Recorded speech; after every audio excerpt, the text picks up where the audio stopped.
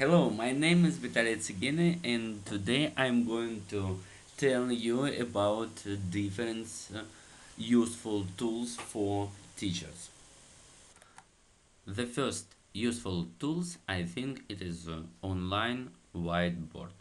You can write on this desktop. You can insert your equation, and in this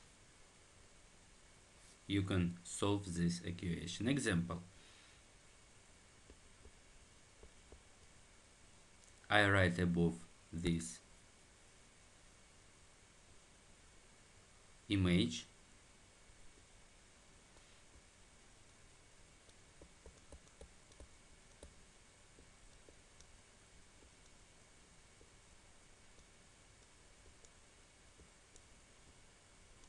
I multiply first by 3 and second by 4, and then I